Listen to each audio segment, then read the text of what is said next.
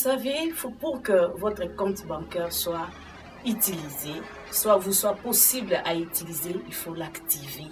Il faut d'abord activer votre carte afin de pouvoir utiliser bien votre argent qui est sur votre compte bancaire. C'est pour cela aujourd'hui, on a un thème qui est femme active toi. Vous pouvez dire, mais comment c'est possible que la carte doit être utilisée par quelqu'un, mais la femme doit être activée par soi-même? C'est ça qui est notre thème d'aujourd'hui que nous allons bientôt découvrir. Je suis Maman Bijou de Samuel Nonga Ministry et la femme intelligente. Bonjour docteur.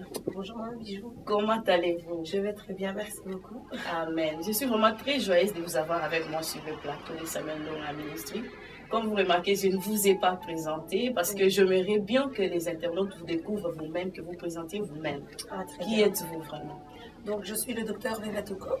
J'exerce mon ministère à l'Église évangélique du Saint-Esprit à Verviers en Belgique, tout simplement. Ah, mais est-ce que vous êtes mariée? Est-ce que vous avez des enfants? Tout à fait. Donc, je suis mariée. Je n'ai pas encore d'enfants. Et voilà. Ok, d'accord. Mais j'ai vu sur le net, vous présentez aussi une émission qui est J'ai besoin d'air. Oui. À quoi est-ce que vous allez parler sur cette émission, un peu en bref? Alors, l'émission J'ai besoin d'air, I Need Air, est une émission à destination de la jeunesse, en fait. Et alors, quand je dis j'ai besoin d'air, c'est quelque chose d'essentiel, l'air. Nous avons besoin de respirer, respirer le bon air.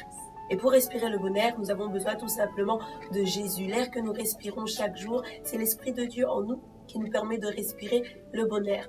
Mais alors, qu'est-ce que j'entends par air? A comme amour, l'amour que Dieu a envers nous, jeunes, l'amour que nous devons avoir envers Dieu, mais également l'amour que nous pouvons avoir avec nos semblables, les jeunes autour de nous. I comme intimité, l'intimité qui est une chose très importante que l'on doit avoir avec Dieu. Pour avoir cette intimité, il faut apprendre à connaître qui est Dieu.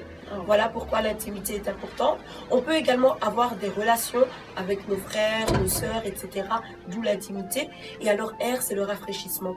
Et un rafraîchissement qui à ce moment-là vient de Dieu et Dieu seul. La Bible déclare, repentez-vous, convertissez-vous, afin que des temps de rafraîchissement viennent de la part du Seigneur.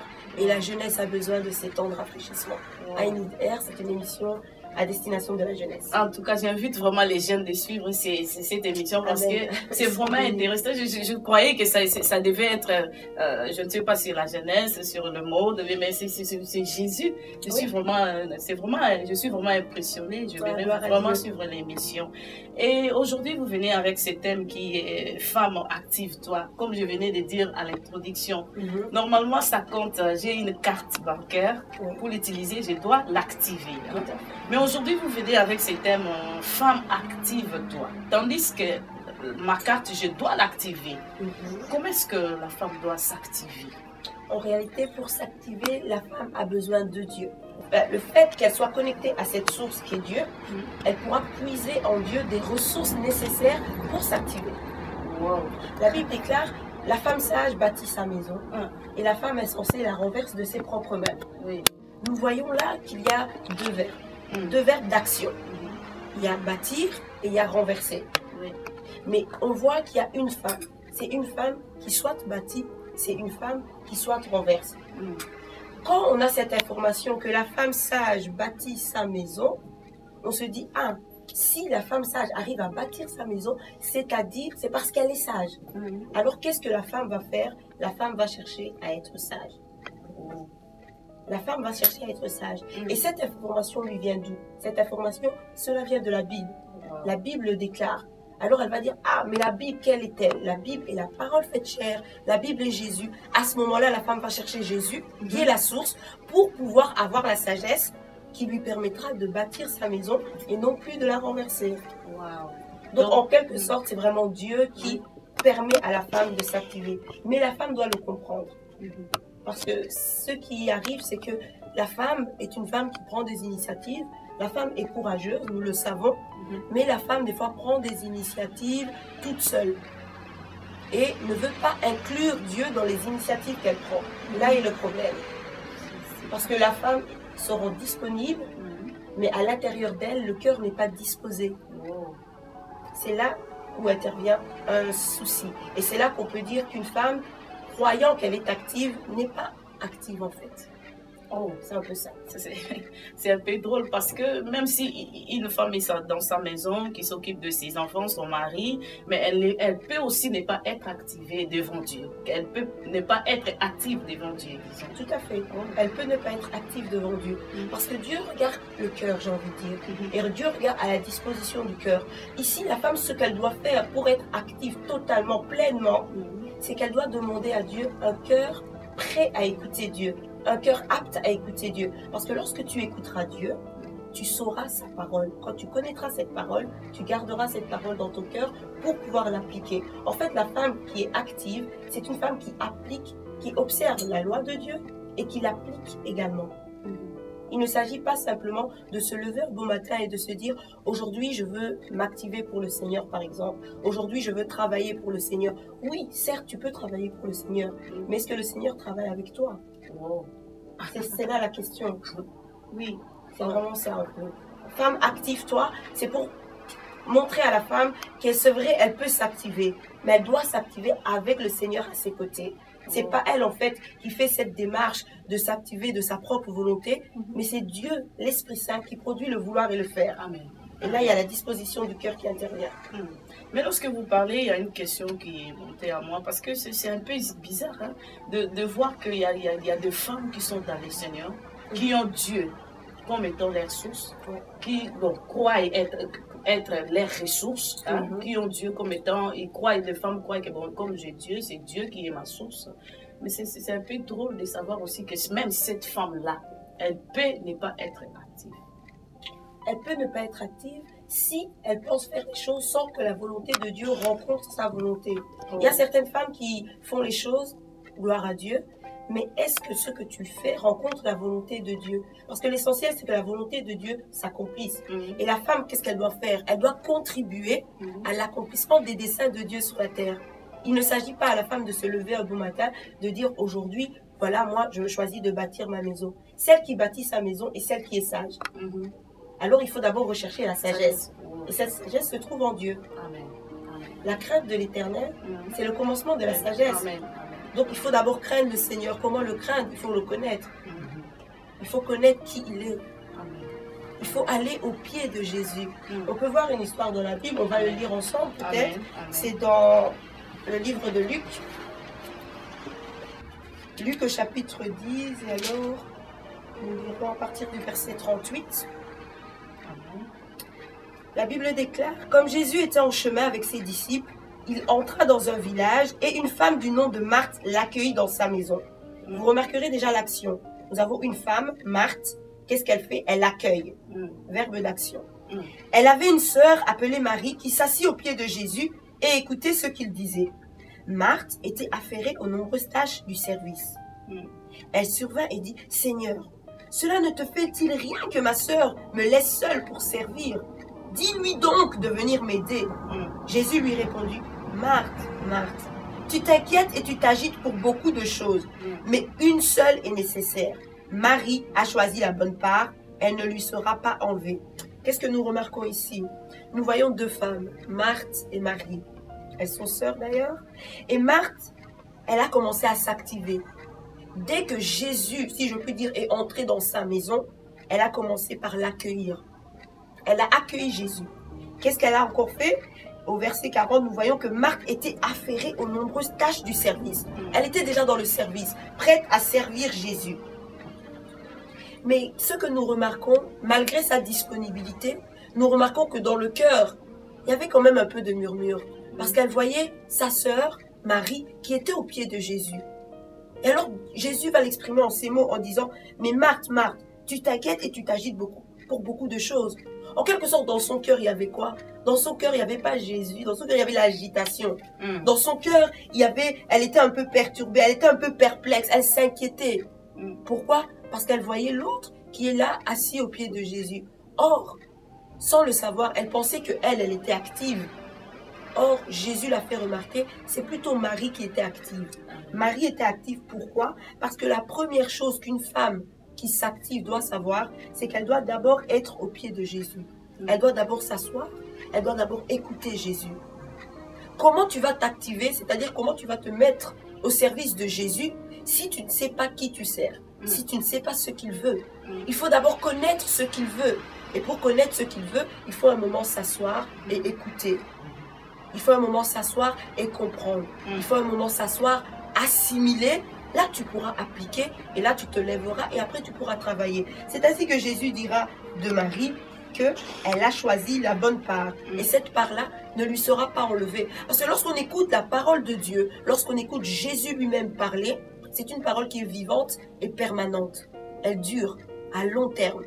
Et quitte à nous, femmes, de l'appliquer pour pouvoir être cette femme qui s'active. En fait, la première chose à savoir pour une femme qui veut s'activer, c'est pas que tu vas te lever et t'activer. C'est d'abord, tu dois écouter, tu dois comprendre et appliquer la parole de Dieu. Connaître celui en qui tu te soumets. Connaître ce Dieu-là, la source. Puiser en lui toutes les ressources et alors, à ton tour, tu te lèveras. On va également lire dans le livre de Matthieu. Nous sommes dans Matthieu, au chapitre 26.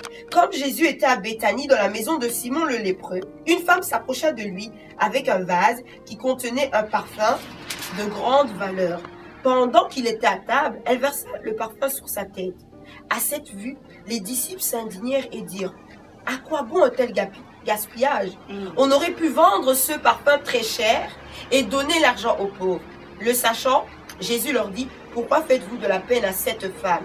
Elle a accompli une bonne action envers moi. En effet, vous avez toujours des pauvres avec vous, mais vous ne mourrez pas toujours. En versant ce parfum sur mon corps, elle l'a fait pour mon ensevelissement. Je vous le dis en vérité, partout où cette bonne nouvelle sera proclamée dans le monde entier, on racontera aussi en souvenir de cette femme ce qu'elle a fait. » Nous allons dans Jean. C'est très intéressant de pouvoir... J'aime énormément passer dans les évangiles. Nous allons dans Jean au chapitre 12 et nous sommes au verset 1. La Bible déclare « 6 jours avant la Pâque, Jésus arriva à Béthanie où était Lazare qu'il avait ressuscité. Là, on lui offrit un repas. Marthe servait et Lazare était parmi ceux qui se trouvaient à table avec lui. Marie, nous parlons bien de Marie de Béthanie, la même Marie qui était assise au pied de Jésus. Marie prit un demi-litre d'un parfum de nard pur très cher, en versa sur les pieds de Jésus et lui essuya les pieds avec ses cheveux. La maison fut remplie de l'odeur du parfum. Un de ses disciples, Judas l'Iscariote, fils de Simon, celui qui allait le trahir, dit « Pourquoi n'a-t-on pas vendu ce parfum 300 pièces d'argent pour les donner aux pauvres ?» Il disait cela non parce qu'il se souciait des pauvres, mais parce que c'était un voleur, et comme il tenait la bourse, il prenait ce qu'on y mettait. Jésus dit alors « Laisse-la. Elle a gardé ce parfum pour le jour de mon ensevelissement. En effet, vous avez toujours les pauvres avec vous, tandis que moi, vous n'aurez pas toujours. » Il s'agit de Marie de Béthanie, celle qui était au pied de Jésus. C'est elle-même qui a fait cette action, cette bonne action qu'elle a accomplie. Elle a versé du parfum au pied du maître.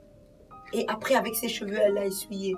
En fait, ce qu'elle avait fait quand elle avait écouté le Seigneur, etc., nous pouvons considérer que spirituellement parlant, c'est comme si c'était un parfum de bonne odeur qui était monté vers Dieu. À présent, comme elle est en train de s'activer, à présent qu'elle a compris que moi je me soumets à ce Dieu-là, c'est ainsi qu'elle lavera ses pieds, c'est ainsi qu'elle lui versera du parfum, parce qu'elle reconnaît que lui, il est la source de toute chose.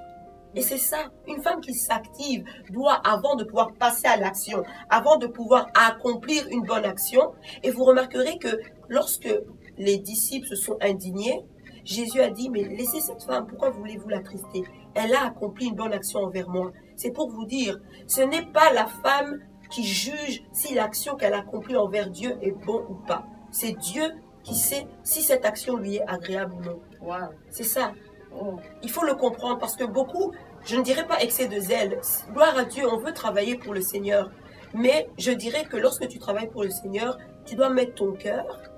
Il faut que ton être soit disponible, mais que ton cœur soit disposé également. Beaucoup sont, l'être est disponible, mais le cœur n'est pas disposé. Or Dieu voit le cœur. Et quand il voit le cœur, il ne voit pas cette disposition de cœur. Il y a une incohérence, ça ne colle plus. Pour pouvoir faire un avec lui, il faut que ton être, quand il est disposé à travailler pour lui, et que quand ton cœur, il voit que la disposition de ton cœur, ça commence à influencer ce qu'il y a en toi, influence ce qui est naturel, ce que tu fais dans le naturel. Alors là, Dieu dit, certainement, c'est un parfum qui m'est agréable. C'est une action que je juge agréable. ce n'est pas à la femme de juger si l'action qu'elle fait est agréable ou non. Ouais. Elle doit faire l'action Mhm. correctement Mhm. pour plaire à Dieu, mais c'est Dieu qui dira cette action est bonne. Je pense bien que c'est la chose la plus difficile, parce que oui.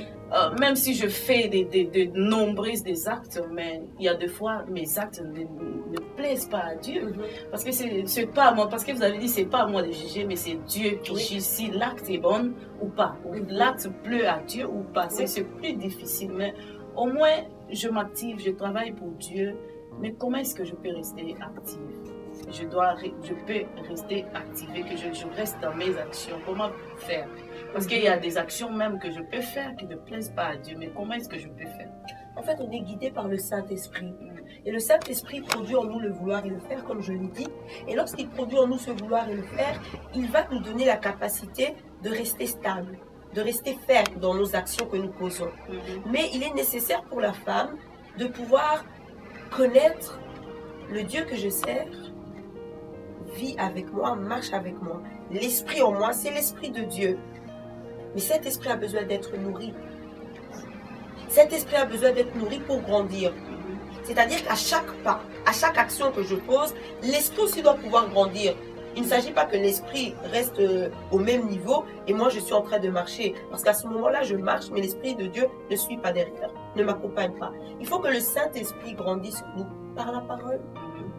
Je le répéterai jamais assez, par la parole et par la prière. La prière est très importante. Voilà pourquoi je dis c'est important de connaître sa source. Parce que quand tu connais ta source, tu sais auprès de qui prendre des conseils. Tu sais que Jésus devient ton premier conseiller. Le problème, la réalité d'aujourd'hui, c'est que beaucoup de femmes ont pour premier conseiller une amie, oh ma meilleure amie. Les jeunes filles, beaucoup de conseillers, soit elles vont voir sur Internet ce qui se passe sur Internet pour trouver des réponses. Mais la première pensée, c'est pas Dieu. Or, Dieu est la source de toutes choses. Elles ont besoin quelquefois de connaître l'expérience d'une autre amie pour pouvoir se dire « Ah, toi, tu avais fait ça comme ça, donc je devrais faire ça aussi comme ça. » Or, cette amie-là, peut-être, ta situation n'est pas la sienne. Or, si tu te confies en celui qui t'a créé, qui connaît la situation mieux que quiconque, tu auras les réponses. C'est ça en fait, il faut vraiment se rappeler ça, que ma source, c'est Dieu, c'est lui le premier conseiller. Je marche avec son esprit, parce que l'esprit produit le vouloir et le faire, ok. Je marche avec son esprit, mais suis-je apte à discerner ce que l'esprit de Dieu me recommande de faire? Comment le discerner? Quelquefois, il faut lire la parole de Dieu, c'est très important. Nous les femmes, je vais un peu parler de ça, nous les femmes, on aime bien se regarder dans le miroir. Le miroir par excellence, la parole de Dieu. Amen. Si on regarde, quand on lit la parole de Dieu, on reflète le miroir aussi et on revoit. Dieu parle de la femme de la Bible. On ne doit pas négliger cela. Amen. Mais je reviens un peu à l'histoire de Marie et Marthe. Là, vous avez dit que Jésus avait apprécié plutôt Marie qui était assise à ses pieds pour écouter Jésus. Mais est-ce que Marie avait fait mal? Parce qu'il devait avoir aussi quelqu'un qui devait servir Jésus. Est-ce que l'acte de Marie, de quoi est-ce que l'acte de Marie était mauvais? En réalité, l'acte de Marie n'est pas mauvais. Elle a choisi sa priorité. Sa priorité, c'était Jésus. Sa priorité, c'était écouter Jésus. Certes, il fallait qu'il y ait quelqu'un pour le service, etc. Mais elle a d'abord mis en avant Jésus, tout simplement. C'est ça qu'il ne faut pas oublier. Cherchons premièrement le royaume de Dieu. Amen, amen. Tout le reste viendra par sur quoi. Et des fois, on dit ça, on a l'impression que non, c'est difficile. Non, Dieu connaît toutes choses. Si vraiment il nous dit, cherchez premièrement le royaume, faites de lui votre priorité, c'est pourquoi. Donc, autrement dit, Marie, c'est que Marthe devait faire en premier, c'était d'abord d'écouter Jésus et par après, le servir. C'est ça, c'est un peu ça. Marthe, je parle de Marthe, pas Marie, parce que Marie était déjà là, mais c'est Jésus qui a dit à Marthe que tu t'inquiètes de beaucoup de choses. Mais est-ce que c'est que Marthe devait faire? C'était d'abord d'écouter Jésus et après le servir. Elle aurait pu faire cela, effectivement. Elle aurait pu faire cela. Wow. Elle aurait même dû faire cela. Parce que ce qui s'est passé, c'est que le service qu'elle a accompli, c'était pas ça le problème. Le problème, c'était dans le cœur. Il y avait une inquiétude. Dans le cœur, en fait, en quelque sorte, quand elle voyait sa sœur, elle disait, oh, mais en fait, elle ne m'aide pas. C'est ça, c'est dans le cœur que tout se passe. Les pensées, c'est ça en fait. Ok, ah, c'est très bien votre exposé. Mais est-ce que vous êtes arrivé à la fin de votre exposé? Non, moi, je prends beaucoup de notes. Hein, Ah, mais... ok, d'accord.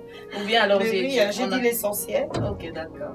Ou bien on avance avec une question oui, de savoir, parce que supposons qu'il y a une femme qui est déjà active, hein, qui est déjà activée, qui est déjà dans ses actions. Les actions aussi, on parle des actions ici, les actions que Dieu agrée. Et cette femme, qu'est-ce qui peut faire aussi que cette femme se désactive? Qu'est-ce qui peut faire ça? Que une femme qui était déjà active, qui avait déjà, qui posait déjà des bons actes, mais qui est tombée, qui ne met plus qui ne pose plus ses bons actes au Seigneur. Qu'est-ce qui peut faire ça? Parce qu'on voit aussi aujourd'hui des femmes, je peux donner un exemple de femmes qui avançaient avec le Seigneur, mais qui se sont arrêtées quelque part, ou bien qui se sont reculées en arrière. On voit il y a des gens qui avaient Christ dans sa vie, mais par après, il s'est encore repenti, s'est revenu encore à la vie ancienne. Qu'est-ce qui peut faire ça? C'est quelquefois les situations que l'on peut traverser peuvent décourager. Mais normalement, il faut tenir ferme, il faut avoir la foi. Il faut avoir l'assurance que ce Dieu-là ne m'abandonnera jamais. La Bible déclare toute chose concourt au bien de ceux qui aiment Dieu. Amen. Il peut arriver, c'est vrai, que tu vives une situation difficile, mais si tu considères cette parole, toute chose concourt au bien de ceux qui aiment Dieu. Moi, j'aime Dieu. Si tu m'aimes, tu garderas ma parole. Et elle demeurera. Il faut qu'elle demeure, cette parole. C'est-à-dire que quand bien même la situation trouble arrivera dans ta vie, tu ne peux pas normalement, tu ne peux pas commencer à tomber. Tu dois maintenir la fermeté. Mais il y a des temps, c'est pas facile. Hein. Supposons une femme qui a perdu son mari et quelque part un jour se retrouve encore avec un homme, et cet homme-là n'est pas comme celui-là qui était avant, qui l'amène aussi dans un monde de péché et qui n'est plus active. Cette femme-là se désactive. Ce n'est pas une situation qui est si facile à surmonter. Comment est-ce qu'on peut aider la femme-là, cette femme-là? Par des conseils.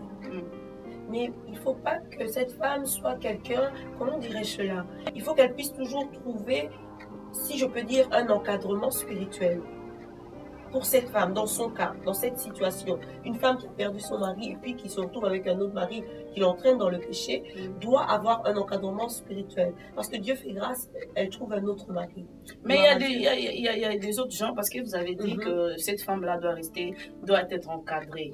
Mais il y a des fois, on le voit même dans les églises, hein, de femmes pareilles, tu essaies un peu de l'encadrer, mais son mari vient et il dit, mais non, la femme doit être soumise. Elle doit se soumettre à son mari, donc si elle ne vient pas à l'église, donc elle vient pas à l'église. Non, pas ça, par rapport à ce que le mari le dit, qu'elle est obligée de faire ce que le mari le dit, parce qu'elle doit être soumise. Est-ce que c'est ça? C'est par rapport à la soumission, ou bien c'est comment? Mais elle doit connaître qui est supérieur à son mari. Amen. C'est Dieu. Amen. Dieu est supérieur à son mari. Amen. Alors certes, elle doit d'ailleurs, elle peut être la personne même qui va conseiller son mari de manière intelligente, sans manquer de respect, toujours dans l'obéissance et dans la soumission. Mais pour lui dire, si nous voulons être une famille qui est soumise à Dieu, respectons Dieu et ce qu'il dit. Donc elle peut se soumettre à Dieu. Mais maintenant, c'est vrai que c'est très difficile quand c'est une situation comme ça, mais ça n'empêche pas Dieu d'agir. Ça n'empêche pas Dieu de se manifester encore et encore. Amen. Amen, amen, amen. Mais je sais aussi que vous encadrez des jeunes. Hein, et ces messages, je veux aussi que le jeune bénéficie aussi de ceci. Mais qu'est-ce que vous pouvez dire aux jeunes de nos temps surtout? Parce que ce n'est pas facile aux jeunes, à la jeunesse d'être active. Il y a des fois, il veut, ou bien elle veut, hein, les filles, hein, elle veut, mais au moins, il y a sa jeunesse qui le tire aussi. Comment est-ce qu'elle peut faire? Parce qu'elle voit aussi d'autres filles comme elle qui font d'autres choses qu'elle aussi aimerait faire. Mais comment est-ce qu'elle peut faire? Quoi est-ce qu'elle peut faire pour être au moins active à Dieu? Alors moi, je dirais à cette fille qui aimerait servir le Seigneur, qui aimerait le connaître davantage, parle-lui. Parle à Dieu.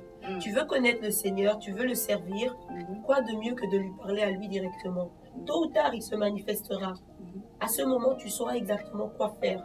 Parce que certes, tu as cette ambition, mais tu ne sais pas comment commencer, tu ne sais pas quoi faire, tu ne sais pas où aller.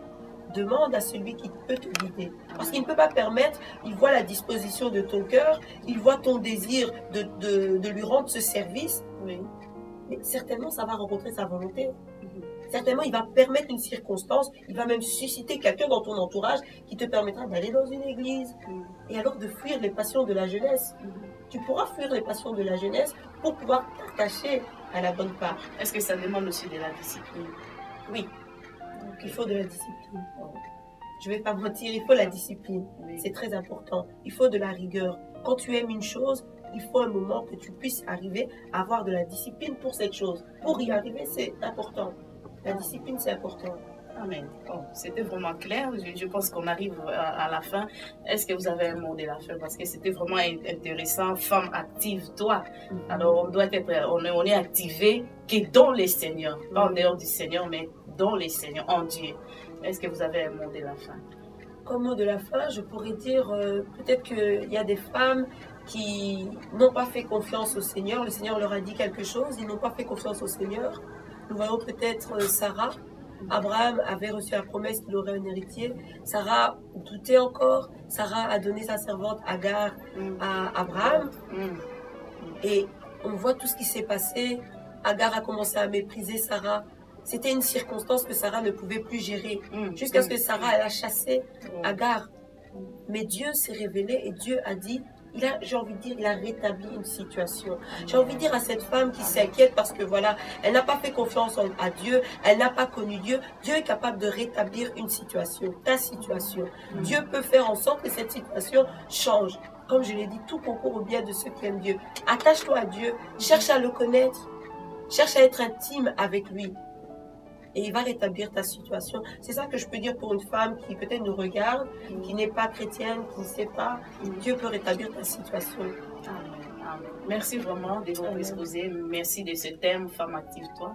Je pense que le Seigneur va vraiment aider les femmes partout dans le monde au travers de ces thèmes. C'est vraiment important. Merci de votre présence. Je pense que vous allez... Merci pour l'invitation. Oui. Amen. Amen. Je pense que vous allez revenir. C'est pas la dernière fois. Non, bientôt peut-être. D'accord, d'accord. Alors merci vraiment. Gloire à Dieu, que Dieu vous bénisse. Amen. Et comme vous voyez, nous sommes à la fin. C'était le docteur Vivette. Elle nous a parlé de ce thème Femme active toi. Elle a dit que pour que la femme soit activée, elle doit avoir Dieu comme ressource. Tu dois se ressourcer à Dieu. Parce que c'est ce Dieu qui est d'abord la source de toute chose, toute bonne chose d'abord. Alors, elle a aussi dit, même pour cette femme-là, parfois qui a perdu un enfant, qui a perdu un mari, qui se trouve dans des situations un peu compliquées, qui a parfois un mari qui la torture ou bien je ne sais pas comment, elle a dit, il faut aussi savoir qu'au-dessus de ton mari, au-dessus de tes enfants, au-dessus de toute bonne chose que tu as, il y a un Dieu qui est souverain. Donc, mets ta confiance encore au Seigneur. Parce que c'est ça, tes actions, tes bonnes actions, ça dépend du Seigneur, pas de toi. Même si tu les poses, mais c'est l'Éternel qui doit les prouver si c'est bon ou pas.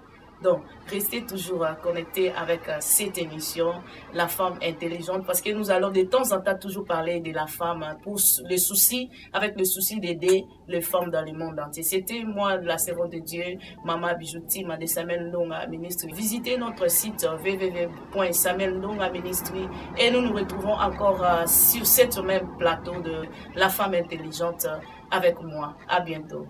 Bye.